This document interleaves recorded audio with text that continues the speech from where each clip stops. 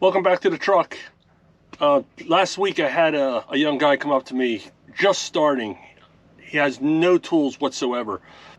I gave him some suggestions of what tools to get and what to look for, and I'm going to tell you what I told him. So the first thing I asked him is, what do you do in the shop right now? And most of the stuff that he does is just, you know, he sweeps up, he just helps out. Not really a whole lot of repairing stuff yet. He is doing some tires, he told me, some oil changes, stuff like that. I asked him, do you have any tools whatsoever? And he told me no, he has no tools. So I said, well, the first thing you should do is get a set of hand tools, just a basic set.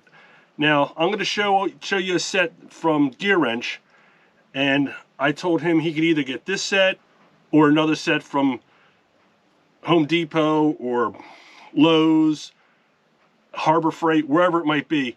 Something that he can just have a basic set. Wrenches, ratchets, and some screwdrivers and stuff. So here's the set I showed him. Now this is a gear wrench set. It comes with some metrics and some standards. Ratcheting wrenches.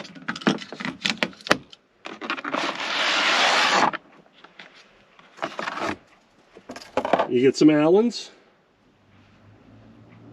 a screwdriver with the bits, 3/8 sockets, deep and shallow, metric, and SAE. And then in the last drawer, you get some 1/4-inch stuff and 2 ratchets and some Allen keys and a couple extensions. I told him this is a good set to start off with, but if money's a problem, to check out some other stores nearby. So that was the first thing that we looked at. He also asked me about an impact gun, because that was one item that he's been borrowing a lot from the guys. I told him if he could get the money, if he could scrape up the money, a good impact gun, like an Aircat or an IR or something like that, is better to buy than a cheap Harbor Freight one. Now, I've seen Harbor Freight, some of them will last and some of them will blow apart within months. Instead of a little bit of money on an impact gun, go ahead, spend a little extra money, get something a little bit better. So I told him an impact gun should be one of your first things that you want to look at. I told him also get a small wheel lug set, like one from CTA.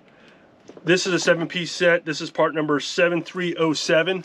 This is a really nice set, especially for guys that are starting out. Basically what happened, what he ended up doing was, the following week when I went back, he actually asked his parents for some money and he bought an impact gun from me.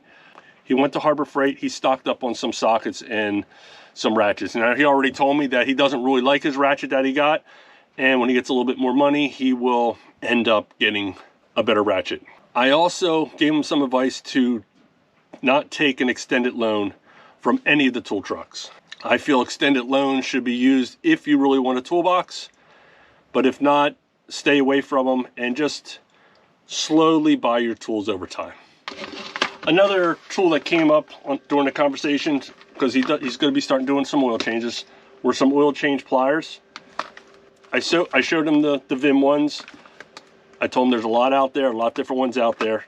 You know, shop around, see what you can afford. But when it really came down to it, it was all about money and what he can afford. Tool trucks are here to help. I don't want to see anybody get into debt. That is the worst thing that can happen, because then what happens is the tool guy might not want to sell you no more tools because he knows that you're a bad pay. It might not be that you're a bad pay, it's just you got in over your head. And usually it could be the dealer that actually made the problem because he oversold you. Guys, have a great day. This is a nice short video. I'll see you next week. Please like and subscribe. Thank you.